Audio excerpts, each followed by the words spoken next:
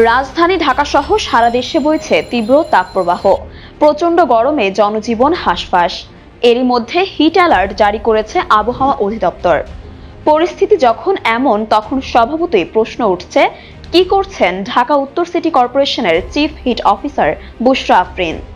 তিনি জানিয়েছেন, দায়িত্ব পেয়ে বসে নেই তিনি, চেষ্টা করে যাচ্ছেন কেন ঢাকায় তাপমাত্রা বাড়ছে তা খুঁজে বের করার। পরিস্থিতি মোকাবেলায় আরও কি ধরনের পদক্ষেপ নেওয়া যায় সেটারও চেষ্টা করছেন তিনি।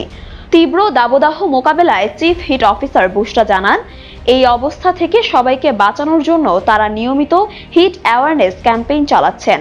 তার মতে, ঢাকা এবং আশেপাশের এলাকায় তাপমাত্রা কমাতে আরও বেশি গাছ লাগানো জরুরি। তিনি বলেন, আমাদের এখানে রাস্তার ধারে 2 লাখ গাছ লাগানোর পরিকল্পনা করা হয়। শুধু গাছ লাগালেই হবে না, সেগুলোর উপযুক্ত রক্ষণাবেক্ষণও করতে হবে। নগরে বনায়ন করা খুব জরুরি।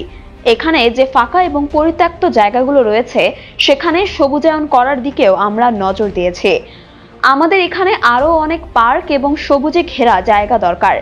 তাতে তাপমাত্রা যেমন কমবে, তেমনই পাখিসহ নানা প্রাণীও ফিরে আসবে।